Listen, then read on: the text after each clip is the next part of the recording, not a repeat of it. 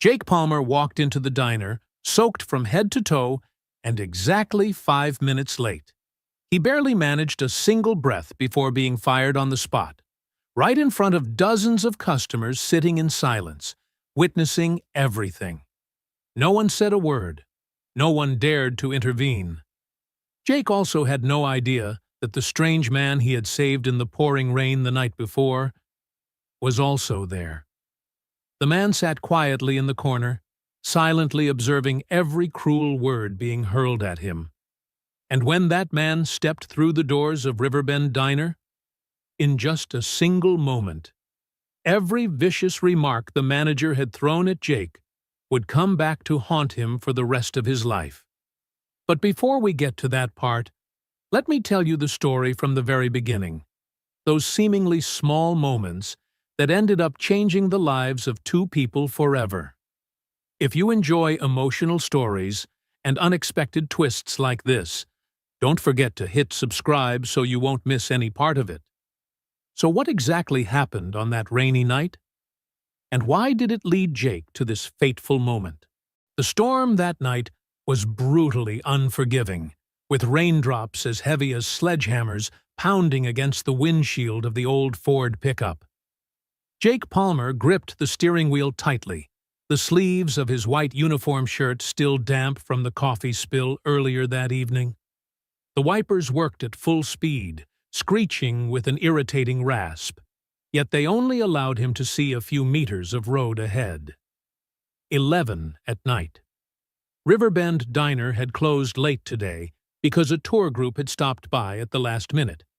Jake had served them with his usual friendly smile, even though his mind kept wandering to his 6-year-old daughter waiting at home with the neighbor. Lydia was probably asleep by now, but even so, he needed to check if everything was all right. This week, his paycheck would be just enough to cover the rent, as long as nothing unexpected came up, as long as the car didn't break down, as long as Lydia didn't get sick. Too many ifs in the life of a single father. Jake sighed and rubbed his eyes with the back of his hand. 2 years. It has been 2 years since Sarah passed away in a car accident. 2 years of being both mom and dad, juggling bills and rocking his daughter to sleep when she cried for her mother. Sometimes he wondered if he was doing enough, but he could only keep going. The headlights cast their beam forward, illuminating the rain-soaked oak trees lining the road. The drive home through the Cincinnati suburbs was empty at this hour. Too empty. So empty that when he noticed something strange ahead, his heart thudded harder. A shiny black sedan sat crooked on the roadside, its hazard lights blinking weakly through the thick curtain of rain. The hood was wide open, thin streams of smoke drifting upward before dissolving into the cold wind. And standing beside the car was an older man with silver-gray hair plastered to his head, his black suit soaked through, one hand gripping the side of the car for balance. No umbrella, no help. Just an old man staring down at his phone, his face tight with worry beneath the dim sweep of the headlights. Jake hit the brakes, the truck skidding slightly on the slick pavement. His rational mind whispered, "It's late. Lydia's waiting at home. This is a deserted road. You don't know who he is." But then he saw the man's shoulders trembling, saw his fingers struggling with the phone screen, only to find no signal in this area, saw a human being who genuinely needed help. Jake remembered the night Sarah had her accident. Had someone stopped to help her? Had someone stayed with her during those last minutes? He would never know the answer, but he knew he wanted to be that person for someone else. He pulled over and lowered the window halfway. The smell of wet asphalt and engine oil drifted into the cab. "You all right, sir?"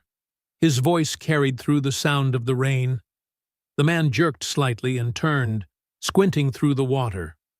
On his wrinkled face was a mix of astonishment and the guarded caution of someone suddenly seeing light in the dark. "My car died," he said, his voice trembling slightly. "No tow truck is answering, and I think I got lost." Jake studied him for a moment. The suit, expensive but now soaked. The polished leather shoes are now covered in mud. Clearly a successful man, but right now he looked no different from a helpless old soul stranded in the storm. Jake opened the door. "Get in. Another few minutes out here and you'll freeze." Franklin Spencer stood in the rain, staring at the beat-up pickup and the young man inviting him inside. Every life lesson about caution around strangers echoed through his mind. Who was this man? Why did he stop? Was this safe? But then a cold gust blew past, making him shiver violently. His wetsuit clung to his skin, his shoes icy with water. His phone still had no signal. It had been 45 minutes since the breakdown, and not a single other car had passed. Maybe sometimes people simply had to trust the kindness of strangers. Franklin stepped forward, opened the door, and slid into the passenger seat. Water dripped from his clothes onto the worn leather, leaving dark patches. Inside, the temperature was warmer thanks to the old heater humming at full power. "Thank you," Franklin said, his voice still trembling. "You didn't have to—" "No one lets an old man melt in the rain," Jake cut in, his tone gentle but tinged with humor. "I'm Jake Palmer." "Franklin Spencer," the man replied, extending a hand. His hand was ice-cold, but the handshake was firm. Jake pulled the truck back onto the road. Rain hammered the roof in a steady rhythm, almost hypnotic. In the small cabin, the two strangers sat in silence for a while. The kind of silence where you're not sure what to say, but also don't feel uncomfortable.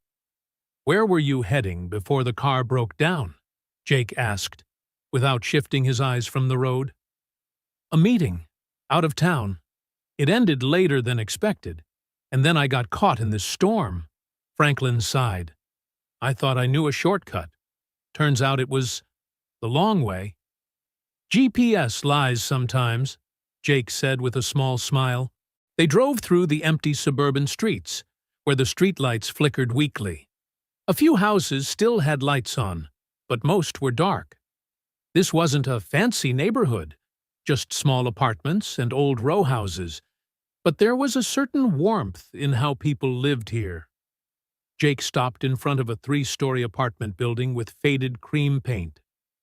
"This is my place," he said. "There's no hotel nearby at this hour, and it's still pouring out there. You can stay the night. I'll call a tow truck for you in the morning." Franklin stared at him, surprised. "Are you sure? I don't want to be a burden." "I have a good sofa," Jake said, firm but kind.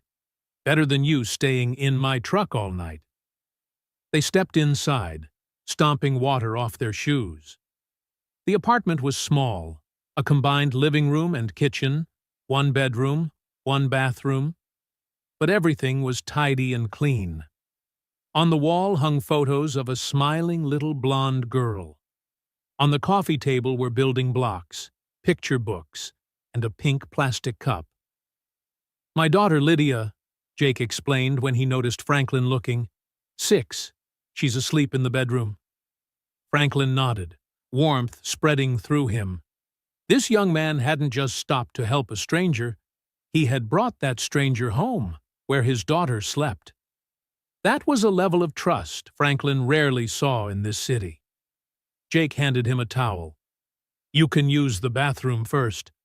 I'll find some dry clothes for you." When Franklin stepped into the small bathroom, the mirror fogged by steam, he caught sight of himself. A drenched old man, looking pitiful. But in his eyes, he saw something he hadn't felt in a long time. Genuine emotion stirred by an act of kindness. 20 minutes later, Franklin sat on the sofa wearing Jake's oversized athletic clothes. In his hands was a steaming bowl of instant soup, its aroma filling the small room. Jake sat on the chair beside him, holding his own bowl, but he looked exhausted from the long day. I truly appreciate this, Franklin said sincerely. Not everyone would do what you just did. Jake shrugged. Just doing the right thing. But not everyone does the right thing, Franklin said pointedly. Especially these days. They were quiet for a moment, the rain now softer against the window. Franklin took a sip of soup, then asked, "What do you do, Jake?" "Waiter at Riverbend Diner," Jake replied. "Been there 4 years. Not a dream job, but it pays on time and lets me spend time with my daughter." "And your wife?" Jake fell silent, sadness flickering across his eyes. "She passed away 2 years ago, car accident. Since then, it's just me and Lydia." Franklin felt something tighten inside his chest. "I'm very sorry." "It's all right," Jake said, though his voice wavered. "We're learning to keep going. Lydia, she's everything." Franklin looked at the young man, tired face, yet still a light in his eyes.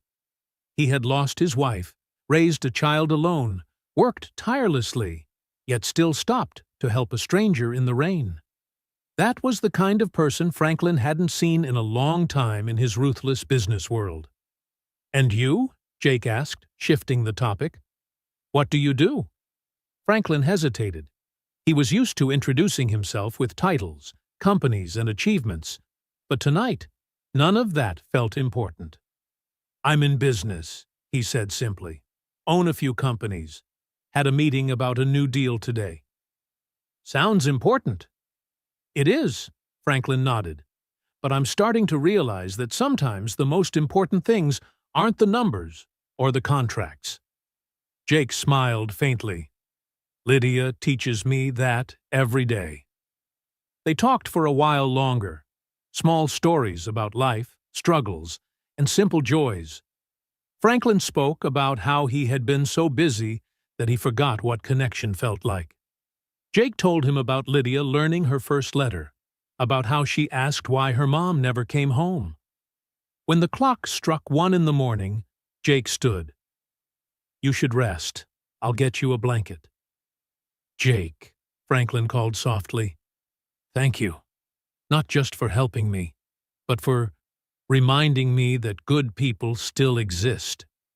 Jake nodded, warmth in his eyes. "Sleep well, Mr. Spencer." When Jake woke at 5:30 a.m., the sky was still dark. He was used to waking early. He needed to prepare breakfast for Lydia before school, then get to the diner for the morning shift. He tiptoed into the living room, careful not to make noise.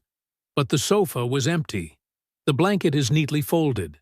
And on the coffee table, a small note lay waiting, handwritten, "Jake, thank you for seeing me as a human being, not a burden or a frightening stranger. Last night, you reminded me of values I had nearly forgotten.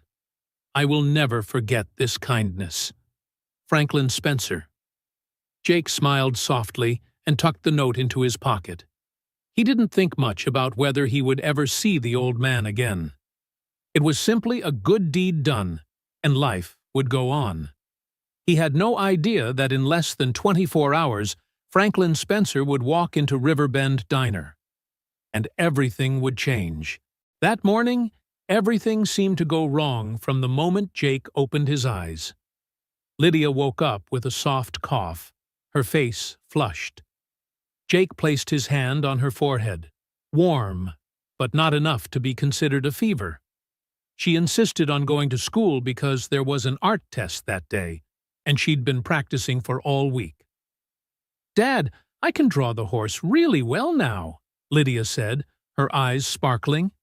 "I can't miss it." Jake sighed, brushing his daughter's hair.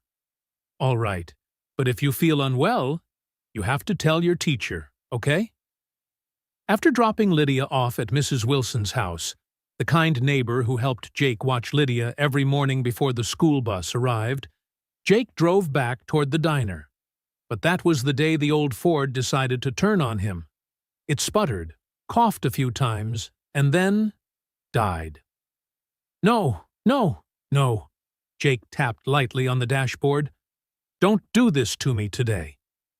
15 minutes and countless attempts to restart it later, the engine finally turned over. But now, Jake was late. Very late.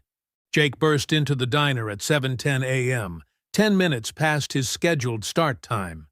His shirt was partially damp from the morning drizzle, his hair disheveled.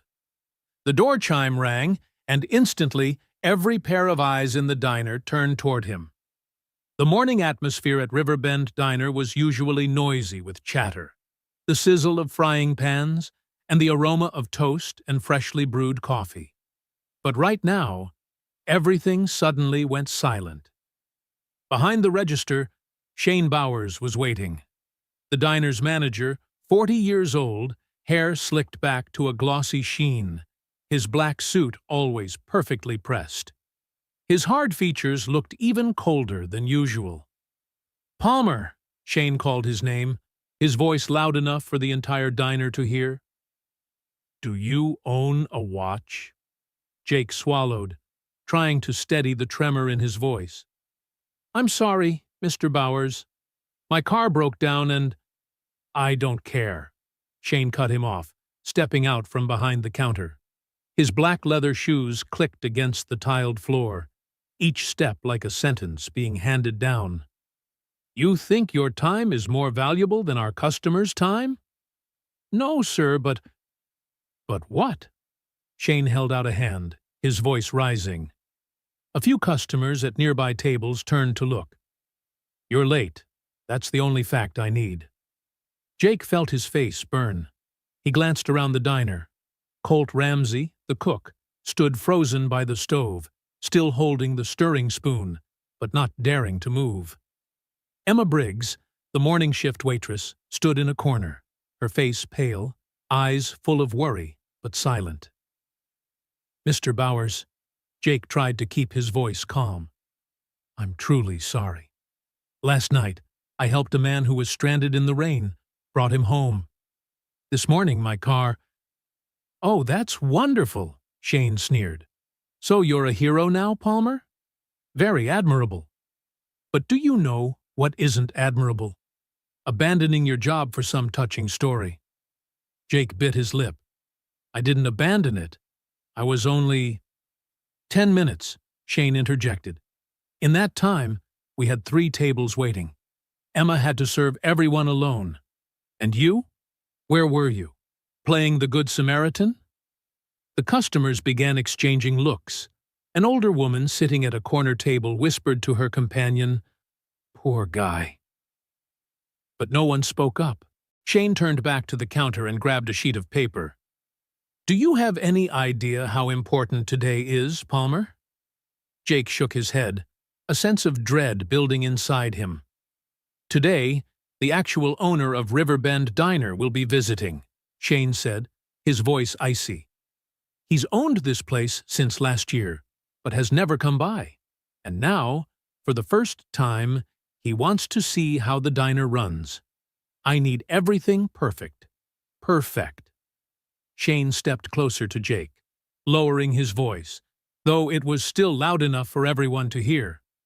"And you think I'm going to let some chronically late, irresponsible guy like you ruin my first impression on the owner?" "Mr. Bowers, please give me a chance," Jake said, his voice almost pleading. 4 years. I've worked here for 4 years. I've never skipped a shift without notice, never complained. This is the first time I—" "The first time is also the last time," Shane cut him off. He pointed to the apron hanging behind the counter. "Take off the apron. You're fired." The words hit like a bolt of lightning. Jake stood frozen, unable to believe his ears. "You can't—" "I can, and I already did," Shane said coolly, turning back to the counter. "Hand over the apron, then get out of my diner." Inside the diner, not a sound. The sizzling from the pan had stopped. Even the background music seemed to fall silent. Only Jake's heavy breathing and the pounding of his heart in his chest remained. Jake untied the apron, his hands trembling. He laid it on the counter, trying to keep his composure even as he felt shattered inside. 4 years. 4 years of hard work, sweat, smiles for customers, and extra late-night shifts for a bit more pay. All gone in an instant. "I hope you find another job, Palmer," Shane said with a fake sympathetic tone. "But a word of advice? Next time, care more about your job than about playing hero." Jake didn't respond. He turned and walked away, each step heavy. As he passed the tables, some customers looked at him with pity. Others quickly looked away. Emma stood in the corner, eyes brimming with tears, but she didn't dare say a word. The door chime rang as Jake stepped outside. The drizzle was still falling. Cincinnati's Monday morning sky was gray and cold. Jake stood on the sidewalk, looking back at the diner through the glass window. He saw Shane laughing and saying something to Colt, looking satisfied, as if firing someone made him feel more powerful. Jake wiped the water from his face. Or were those tears? He wasn't sure. All he knew was that he had just lost his job, lost his only source of income. And Lydia. What would Lydia eat next week? How would he pay the rent? He started walking, shoulders slumped, dragging his feet along the wet pavement. He didn't realize that across the street, a black sedan was parked quietly, and the man inside was watching everything. Franklin Spencer's grip tightened on the steering wheel, his teeth clenched. He had seen it all. Seen how Shane Bowers humiliated Jake in front of everyone. I saw how no one spoke up for him. I saw Jake walk out like a broken man. Franklin looked up at the sign above the diner. Riverbend Diner. He smiled faintly. A cold, determined smile. "So, this is where you work," he murmured. "And this is how they treat you." He checked his watch. 12:30 p.m. Right on time. Franklin Spencer had owned Riverbend Diner for a year, having bought it from the previous owner as a small investment in his vast portfolio. He had never visited, leaving management in the hands of Shane Bowers, a man with an impressive track record in terms of numbers. But now, Franklin realized numbers weren't everything. He dialed a number. "Nolan, it's me. I need you at Riverbend Diner. Immediately. Bring a hidden camera, recording equipment, and get ready to investigate a man named Shane Bowers. I want to know everything." He ended the call and looked back at the diner. "You saved me last night, Jake," Franklin said to himself. "Now it's my turn." And with that, Franklin Spencer stepped out of the car, adjusted his tie, and walked into Riverbend Diner. The show was about to begin. The door chime rang as Franklin Spencer stepped into Riverbend Diner at exactly 12:30 p.m. The midday sunlight streamed through the windows, casting golden patches of light across the glossy tiled floor. The smell of toasted bread, bacon, and coffee filled the air. The diner was fairly crowded at that hour. Lunchtime customers, office workers, truck drivers, students sat at their tables, chatting animatedly. The clink of plates, bursts of laughter, the lively ambiance of a successful eatery. But when Franklin walked in, something shifted. He was not the kind of man who blended into a crowd. Tall, neatly combed silver hair, a charcoal-tailored suit, polished leather shoes. The way he walked carried a quiet confidence, unshowy, yet impossible to overlook. Shane Bowers, who had been checking receipts behind the counter, looked up. His eyes lit up when he recognized the special guest he had been notified about. "Mr. Spencer!" Shane hurried over, his smile wide like a manager greeting an important business partner. "Welcome to Riverbend Diner. What an honor." Franklin gave a small nod but didn't smile. His eyes swept across the diner, into the kitchen where Colt was flipping pancakes, toward Emma serving a table near the window, into each corner as if assessing every detail. "Everything looks clean," Franklin said calmly. "And busy." "Yes, sir," Shane nodded enthusiastically. We always maintain the highest standards. Efficient, professional, no mistakes. No mistakes? Franklin repeated, emphasizing the words slightly. Interesting. Shane didn't catch the undertone. Yes, sir. I run a tight operation. I don't allow anyone to damage your reputation. Franklin walked slowly to the counter, running his fingers lightly across the polished chrome surface. Speaking of that, I heard someone was fired this morning. Shane stiffened, but regained his composure quickly. Ah, yes, Jake Palmer. He's always late, lacks discipline.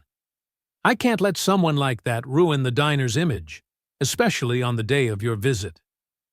How late was he? Franklin asked, still calm, but there was something sharper in his tone. 10 minutes, sir. But in business, time is— I know what time is, Franklin cut in, his voice a touch colder. Jake Palmer. How long has he worked here? Shane hesitated. 4 years, sir. 4 years, Franklin repeated. And this was his first time being late? Shane swallowed. Not exactly. I mean, maybe there have been a few times. Yes or no? Franklin asked directly, looking him in the eye. All right, maybe this was the first, Shane admitted, voice trembling slightly. But rules are rules, sir. I can't make exceptions. Franklin nodded slowly, then walked around the diner. He stopped at the counter where Colt was preparing a dish. You're the cook? Franklin asked. Colt Ramsey, a big man with a beard and hands scarred from years in the kitchen, nodded. Yes, sir. Colt Ramsey. Jake Palmer. Do you know him? Colt glanced at Shane, then back at Franklin. Yes, sir. Jake is— he's the best here. Shane jumped in quickly. Colt is exaggerating, sir. Jake is just— I'm speaking to Colt, Franklin said firmly. Shane fell silent instantly. Colt swallowed and continued. Jake never complains, always shows up on time. He treats customers better than anyone, always smiling even when he's exhausted. This morning wasn't fair to him. Not fair? Shane snapped, voice rising. Colt, you'd better watch what you— That's enough, Franklin said. Not loudly, but with enough weight that Shane shut his mouth at once. He turned toward Emma, who stood in the corner holding a small bouquet. And you? What do you think of Jake Palmer? Emma, the young girl with neatly tied brown hair and red, tearful eyes, looked down at the floor. Jake is the best person I've ever worked with. He taught me everything when I started. He always shielded me when customers were harsh. Shane tried to intervene. Sir, everything they say is emotional nonsense. Numbers matter. And— Franklin turned toward him, his stare icy enough to silence him. Call Jake Palmer back, Franklin said. Shane's mouth fell open. Sir? Call Jake Palmer back, right now. But sir, I just fired him. And I'm asking you to call him back, Franklin repeated, his tone no longer patient. Or do you need me to explain it more clearly? Shane gulped, sweat beginning to form on his forehead. Yes, sir. I'll call him right away. Jake was sitting in his truck, his hands trembling around his phone. He had just called Mrs. Wilson, telling her he might pick Lydia up late today because he needed to look for a job urgently. The kind older woman reassured him that it was fine. But Jake was anything but fine. His mind swirled with images of unpaid bills, an almost empty fridge, and Lydia's shoes, now too small, he still couldn't afford to replace. His phone rang. Unknown number. Jake hesitated, then answered. Jake Palmer? Shane Bowers' voice came through, void of arrogance this time. Instead, he sounded anxious. Yes? You need to come back to the diner. Right now. Jake frowned. You just fired me. I know, but something important has come up. Please, come back. As fast as you can. What is it? You'll know when you get here, Shane blurted before hanging up. Jake stared at his phone, confused. Was this some sick joke? Or did Shane want to humiliate him again? But then he remembered Shane's tone, not commanding, but pleading. Jake started the truck. He had nothing left to lose anyway. 15 minutes later, he stood at the door of Riverbend Diner. His heart hammered. His hand gripped the handle. He took a deep breath and pushed the door open. The chime rang. Everyone in the diner looked up. Jake walked in, eyes scanning the room, confused by the tense look on Shane's face, and by the presence of a stranger. No. Wait. Not a stranger. It was Franklin Spencer. Jake froze. The old man from last night, the man he rescued in the storm, was now standing there in a refined suit, carrying himself with total authority. No trace of the helpless elderly man remained. Before Jake stood a powerful businessman. "Jake," Franklin smiled lightly and stepped forward. "Thank you for coming back." Mr. Spencer?" Jake stammered. "What are you doing here?"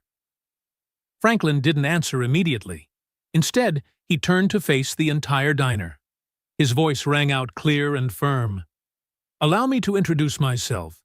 My name is Franklin Spencer, the owner of Riverbend Diner." A wave of whispers rippled through the diner. Customers exchanged surprised looks. Emma's mouth dropped open. Colt dropped his spoon in the kitchen. And Jake?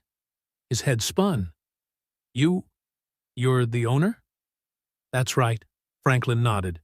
"And last night, you rescued me when I was stranded in the rain. You didn't know who I was. You didn't care whether I was rich or poor. You simply saw a human being who needed help." Franklin turned toward Shane, his eyes icy enough to cut glass. "And this morning, you fired that man because he was 10 minutes late, after a night spent helping a stranger." Shane's face drained of color. "Sir, I didn't know. If I had known it was you—" "If you had known, would you have acted differently?" Franklin asked sharply. "That is precisely the problem, Mr. Bowers. You only respect people with power, not people who deserve respect." Shane opened his mouth, but no words came out. Franklin stepped beside Jake and placed a hand on his shoulder. "Jake Palmer, you reminded me of something I nearly forgot in the business world. Selfless kindness, unconditional decency. Therefore, I am making this decision publicly." He turned to the entire diner.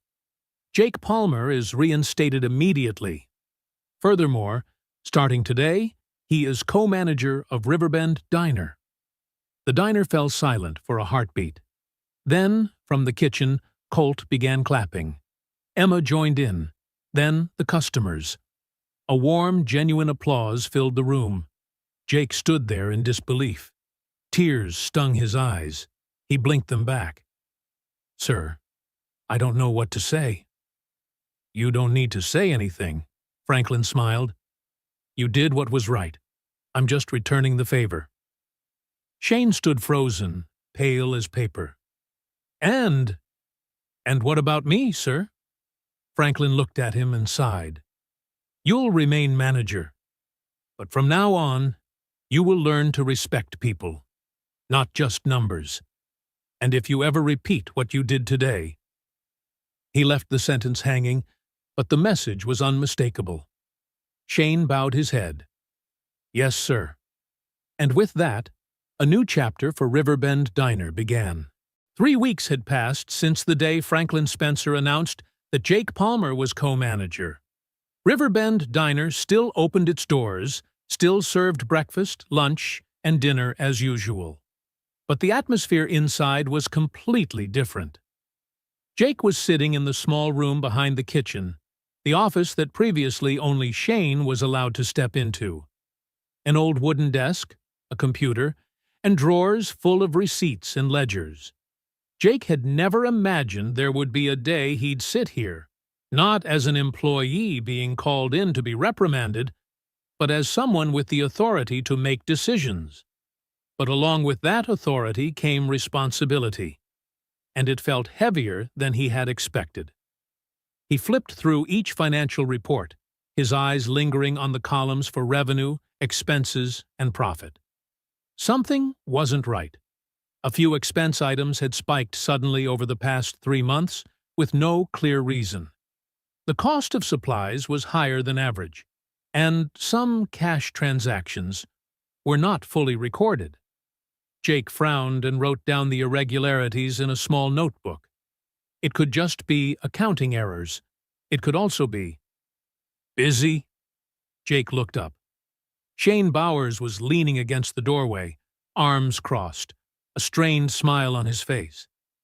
Ever since Franklin's decision, Shane had become different.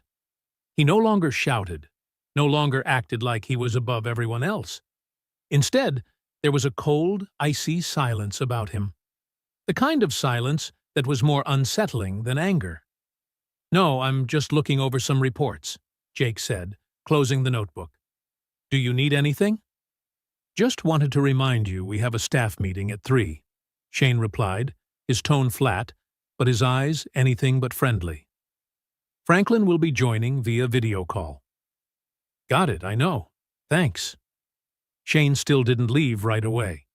He stood there for a few more seconds, looking at Jake with unreadable eyes, then finally turned and walked off. Jake watched him go, a vague sense of unease stirring in his chest. That evening, Jake got home earlier than usual. Lydia was curled up on the sofa, coloring in a drawing book, her golden ponytail bouncing to the rhythm of the song she was humming in her head. "Daddy's home!" Lydia sprang up, ran over, and wrapped herself around his legs. "I missed you so much." Jake bent down and lifted his daughter into his arms, breathing in the familiar scent of children's shampoo. "I missed you, too," he laughed. "How was school today?" "It was great! I got an A on my art test," Lydia squealed and tugged him over to the fridge. On the door, her drawing was stuck up with a magnet. A family of 3, a dad, a little girl, and a faint figure beside them with the clumsy words, "Mom in Heaven." Jake's heart clenched. 2 years had passed, but Lydia still thought about her mother every single day. "It's beautiful, honey," Jake said, forcing his voice to stay steady. "Daddy?" Lydia suddenly looked straight at him, her clear blue eyes searching. "Are you happy?" Jake paused. "Why do you ask that?" "Because you look really tired. You stay up late every night. I hear you sigh a lot." Jake sat down and pulled Lydia to sit facing him, their eyes level. "As long as I have you, I'm happy, Lydia." "But are you sad?" Jake stayed quiet for a moment, then chose to be honest. "Yes, sometimes I'm sad. But every time I look at you, I feel strong again." Lydia threw her arms around his neck. "Daddy is the best person in the whole world." In that small apartment, wrapped in the tight hug of a 6-year-old girl, Jake suddenly felt like the richest man alive. He didn't know that at that very moment, out in the parking lot of Riverbend Diner, Shane Bowers was sitting in his car, staring into the diner through the dark glass. Inside his mind, a shadowy plan was slowly taking shape. On Wednesday morning, Jake arrived at the diner early as usual. He opened the cash register to check the previous night's takings, a new habit Franklin had asked both managers to do together so they could compare records. But after counting for a short while, Jake stopped. Money was missing. Exactly $150. He counted again. Once, twice, 3 times. The number didn't change. The cash in the register didn't match the written record. "Is something wrong?" Emma walked over, carrying a tray of coffee cups. She had noticed the tension on his face. "There's money missing," Jake said quietly. $150. Emma frowned. "Maybe someone gave the wrong change last night." "Maybe," Jake nodded, but his unease remained. Did you notice anything strange last night? No, everything was normal, Emma tried to recall. Oh, but Shane stayed late after I left. He said he had to finish some reports. Jake made a mental note of that. He didn't want to jump to conclusions about anyone, but… I'll check the cameras, Jake said softly. For now, don't mention this to anyone, okay? Emma nodded. Jake went up to the office and turned on the surveillance system. Riverbend Diner had 3 cameras, one on the register, one in the kitchen, and one at the entrance. He rewound the footage from the previous night, starting around 10 p.m., when the diner closed. 10:15 p.m. Emma and Colt finished cleaning and left one after another. 10:30 p.m. Only Shane remained in the diner. 10:45 p.m. Shane stood at the register, opened the till. He pulled out a stack of bills, counted them, then stuffed them straight into his jacket pocket. Jake paused the video. His heart pounded. Shane was stealing. But Jake knew one recording wasn't enough. He needed more evidence. One incident could be brushed off as a mistake. He needed the full picture. Jake called Franklin, not from the office, but from the parking lot, where no one could overhear. Franklin, I need to talk to you. It's urgent. On the other end, Franklin's voice was still calm, but clearly focused. What's going on, Jake? Cash is missing, and I have video of Shane taking money from the register. There was a brief silence. Then Franklin exhaled slowly. Are you sure? I watched it 3 times. It's him. All right, Franklin said. Don't do anything yet. Don't confront him, and don't mention this to anyone. I'll send someone down. And Jake? Yes? Be careful. If Shane senses you're investigating him, he might do something reckless. The call ended. Jake stood in the freezing Cincinnati morning air of the parking lot, a thick fog of unease settling around him. 2 days later, a man walked into Riverbend Diner at 11 a.m. He was tall, with short-cropped hair, wearing a black leather jacket and jeans. At first glance, he looked like any other passerby, but the way he watched everything, the sharp, steady eyes, the deliberate movements, the way he noted every detail, made it clear he was not just a casual customer. He chose a corner table, ordered a cup of coffee and a sandwich. The whole time he quietly observed. The way Shane moved around, how he spoke to staff, how often he touched the cash register. This was Nolan Gray, the private investigator Franklin had hired. Franklin had already told Jake about him. Jake knew Nolan was there, but no one else in the diner knew anything. Not even Shane. Nolan stayed for 2 hours before leaving, but he didn't go home. That evening he came back and sat somewhere else. The tiny camera hidden in his jacket recorded every movement, every gesture. On Friday evening, Franklin arranged to meet Jake at a nearby cafe. Nolan was there as well. We've got enough, Nolan said, opening his laptop. On the screen were a series of videos and stills. Shane opening the register, taking money, altering numbers, changing records.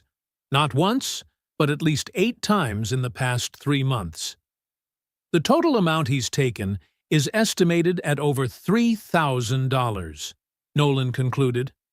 Jake let out a long breath, a mix of anger and disappointment. His salary isn't low. Why would he do this? Franklin shook his head slightly. Not everyone steals because they need money, Jake. Some do it out of greed. Some do it for the feeling of power. Shane got used to controlling everything here. When you became co-manager, he lost part of that control. This is how he tried to take it back. So what do we do now? Jake asked. Franklin looked at Nolan, then back at Jake. We confront him, but not in private, in front of the whole staff. I've already called the police. Jake swallowed. When? Monday morning, Franklin replied. "I'll fly to Cincinnati. We're going to put an end to this." The weekend passed under a silence stretched tight like a drawn wire. Jake kept working as usual, forcing himself to act as if nothing had changed so Shane wouldn't grow suspicious. But every time he saw the man, his fake smile, the way he talked to customers like he owned the place, anger surged up inside him. On Sunday night, Jake could barely sleep. He lay staring at the ceiling, his mind spinning with scenarios. How would Shane react? Would he confess? Or deny everything and try to pin it back on Jake? A soft knock on the door pulled him out of his thoughts.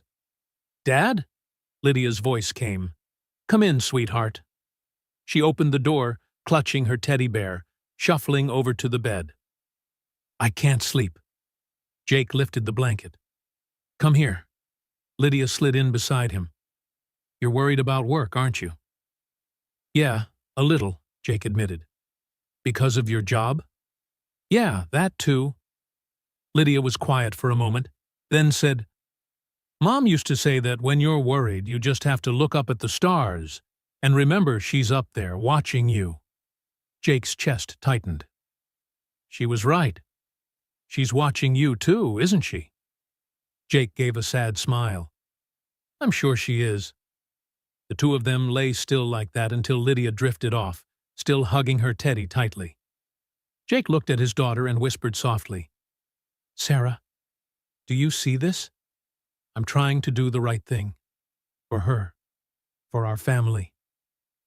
In the darkness, a delicate sense of peace seemed to settle over the room, as if someone were gently placing a hand on his shoulder, saying, "Keep going. It's going to be all right." Monday morning was coming, and with it, the moment everything would change. Monday morning, Riverbend Diner opened like any other day. Customers came and went, placed orders, ate breakfast, and chatted noisily. No one knew that in just a few hours, everything in the diner would be turned upside down. Jake arrived at 6:30, earlier than usual. In his pocket was a USB drive containing all the video evidence. Franklin would arrive at 9. The police had already been notified and would show up at 9:30. Shane appeared at 7. He greeted Jake perfunctorily, then went straight into the office, completely unaware of the storm about to hit. Colt and Emma arrived afterward. Colt glanced quickly at Jake's face and clearly saw the tension there. "You okay?" Colt asked quietly. "I will be," Jake replied. "Today is going to be a long day." At 8:45, Franklin Spencer walked into the diner. He wore a neat gray suit, his expression grave and serious. Walking beside him was Nolan Gray, holding a briefcase. Shane, who was standing at the counter, jumped when he saw Franklin. "Mr. Spencer, I didn't know you were coming today," Shane said, trying to keep his voice steady. "I didn't announce it," Franklin replied, his tone cold.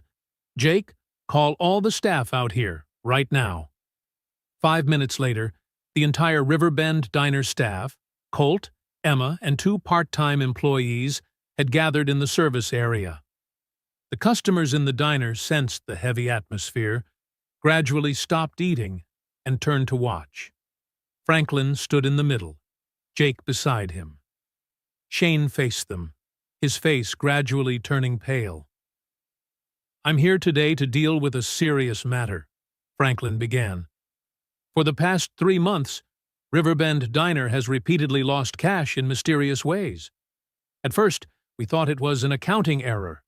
But, after investigating, we discovered this is not an error." Shane swallowed hard. "Sir, what exactly are you implying?" "I'm not implying anything," Franklin said flatly. "I'm accusing. Shane Bowers, you have embezzled more than $3,000 in cash from this diner's register over the past 3 months." The air seemed to freeze. Emma let out a sharp breath. Colt stood rooted to the spot. Shane stepped back, his face chalk white. "That's slander!" Shane shouted. "I would never—" Nolan? Franklin nodded. Nolan Gray opened his laptop and turned the screen toward everyone. The video played, Shane opening the register, pulling out money, stuffing it into his pocket. Then another video. Then another. Everything was clear, sharp, and impossible to deny. Sweat rolled down Shane's forehead. That's fake. Jake staged it to frame me. Staged it? Franklin repeated, his voice icy. Then how do you explain your fingerprints on these bills? He opened a clear evidence bag. Inside were bills that had been marked beforehand. We marked a number of bills in the register last week. And last night, you were the one who took them. Shane shook his head frantically. No, that's not what happened. We also checked your bank statements, Nolan added. The cash deposits do not match the legal income you reported. You tried to hide it, but not well enough. Shane whipped around to glare at Jake, his eyes filled with hatred. This is all because of you. Before you showed up, I was the only manager here. Then he promotes you, some nobody waiter, and makes me lose face in front of everyone. So that means I deserve to have you steal from me? Jake asked, his voice calm but pained. I always respected you. I never wanted to take your place. But you chose this path yourself. Shane opened his mouth, but no words came out. The door to the diner opened. 2 police officers stepped inside. Shane Bowers, one officer called out. Shane turned and saw them, and it was as if all the strength drained from his body. His shoulders slumped. You are under arrest for theft and falsifying financial records, the officer said, taking out a pair of handcuffs. The metallic click of the cuffs echoed as they locked around Shane's wrists. He turned his head to look at Jake one last time. You think you've won, don't you? You're just some guy who got lucky. Without Franklin, you're nothing. Jake looked him straight in the eyes. Maybe that's true. But I don't need power to be a decent human being. And that you never understood. Shane was led outside. The door chime rang softly again as it closed behind him. This time, for good. Inside the diner, silence stretched on for a few more breaths. Then Colt was the first to clap. Emma followed. A few customers joined in. The applause rose, not the kind of applause for show, but the kind that belongs to justice. Franklin stepped up beside Jake and placed a hand on his shoulder. You did the right thing. Not everyone has the courage to face the truth. Jake nodded, his throat tightening. Thank you, Franklin. For everything. No, Franklin shook his head. I should be thanking you. You reminded me what truly matters. They shook hands, not just as owner and manager, but as friends, as 2 people standing together on the side of what's right. Spring returned to Cincinnati, cherry blossoms blooming along the banks of the Ohio River, the rows of trees softening into gentler colors. Riverbend Diner was now a far cry from what it had been 6 months earlier. Outside, a new sign had been hung. Riverbend Diner, where kindness is served. Inside, the space had been refurbished, brighter, warmer. On the walls were framed photos of staff and customers, smiles, everyday moments filled with meaning. Jake stood behind the counter. He no longer wore the old server's uniform, but a simple shirt and neat slacks. His hair was trimmed cleanly, and his eyes no longer held that dull exhaustion. Emma sat at a corner table, doing her homework, occasionally looking up to smile at him. Thanks to Franklin's help, Jake had been able to send his daughter to a better private school, one where they encouraged and nurtured her artistic talent. Emma Briggs was now the shift lead, training 2 new employees. She was quick, confident, and smiled much more than before. Colt was still in the kitchen, but he now had an assistant, no longer forced to shoulder everything alone like he once did. That evening, Franklin stopped by the diner. He sat at his usual table, ordered a cup of coffee and a sandwich as always. Jake brought the food out himself and sat down across from him. "Revenue is up 40% compared to 6 months ago," Jake reported. "More regulars are coming back. We've also gained quite a few new 5-star reviews on Yelp." Franklin smiled. "I already know, but what matters more is, are people happy?" Jake looked around the diner. Emma was chatting and laughing with customers. Colt was working while whistling in the kitchen. In the corner over there, his daughter Lydia was busy sketching another new picture. "Yes," Jake said softly. "Everyone is much happier than before." "Then that's enough," Franklin replied. They sat in silence for a while, sipping their coffee, listening to the distant sound of the Ohio River flowing gently outside. "Franklin," Jake spoke up, "there's something I've always wondered. That night, in the rain, did you know I worked at Riverbend Diner?" Franklin shook his head. "No. Back then, I only knew you were a good man who stopped his car. The fact that you worked at this diner was just a beautiful coincidence." "A coincidence?" Jake smiled. "Or fate?" "Maybe a bit of both," Franklin replied. "But I believe this: when people do something kind, the universe will find a way to bring it back to them." A few weeks later, Jake stood outside the diner on a late evening. It was drizzling again, just like the night he first met Franklin. But this time, his heart was no longer weighed down with anxiety. An old car sputtered and died at the side of the road. An older man stepped out, bewildered, looking around. His phone had no signal. Jake didn't need long to think. He stepped out from under the awning and walked toward him. "Do you need some help, sir?" The man turned, slightly startled. "My car just died. I don't know what to do." Jake smiled. "Get in my truck. I'll drive you somewhere safe." As the vehicle rolled forward in the rain, Jake suddenly remembered Franklin's words. "Kindness doesn't need a reason. It only needs to be done." 6 months later, a short article appeared in the Cincinnati Enquirer. "A small diner with a big philosophy. Riverbend Diner becomes a community symbol." Riverbend Diner, located by the Ohio River, is not only a place that serves good food, but also a testament to the power of kindness. Run by Jake Palmer and Franklin Spencer, the diner has become a place people come to not just to eat, but to feel the warmth of community. When asked about the secret to success, Jake Palmer simply replied, "We treat people as human beings, not just customers. That's it." And on another rainy afternoon, on another road, someone else stopped their car to help a stranger. The circle of kindness kept on turning. The story of Jake Palmer and Franklin Spencer is not just about a single father being pulled back from the edge.